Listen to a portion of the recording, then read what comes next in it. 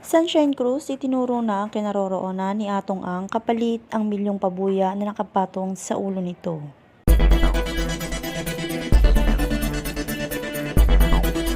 Isang malaking kontrobersya ang yumanig sa mundo ng showbiz at social media nang kumalat ang balitang si Sunshine Cruz umano ay nagturo sa kinaroroonan ng negosyanteng si Atong Ang na sinasabing may nakapatong na milyong pisong pabuya sa ulo nito ang kung sino mang makakapagturo.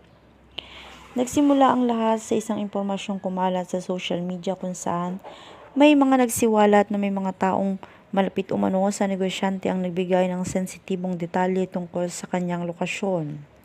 Hindi nagtagal na dawit ang pangalan ng aktres, dahilan upang umingay ang usapin at mabilis na naging trending topic sa social media at online. Ayon sa mga hindi kumpirmadong ulat, may mga individual na naghahanap kay Atong ang dahilan sa umano'y mga personal at legal na issue. Dahil dito, nagkaroon ng malaking pabuya para sa sino mang makakapagbigay ng impormasyon na magtuturo sa kanyang kinaroroonan. Ang halagang ito ay sinasabing umabot sa milyong-milyong piso, bagay na lalong nagpasidhi sa tensyon at intriga sa mga tao upang mahanap ito. Samantala, iba't iba ang naging reaksyon ng publiko.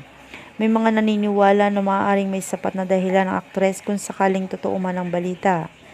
Ang ilan naman ay agad na dumepensa sa kanya. Sinasabing maaaring isa lamang itong maling paratang o bahagi ng mas malaking issue na hindi pa lubusang nauunawaan ng publiko.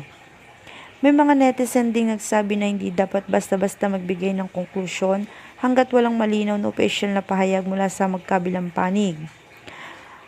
Ang iba naman ay naglabas ng samot-saring opinyon, haka-haka at teorya na lalong nagpalawak sa diskusyon. Sa gitna ng lahat ng ito, nananatiling palaisipan kung ano ang tunay na nangyari. Wala pang formal na kumpirmasyon kung talagang may naganap na pagtuturo sa lokasyon ni Atong Ang at kung may kaugnay nga ba rito si Sunshine Cruz. Ang katahimikan ng mga sangkot ay lalo pang nagbigay daan sa espekulasyon. Ang pangyayaring ito ay muling nagpaalala kung gaano kalakas ang impluwensya ng social media maging ni Atong Ang.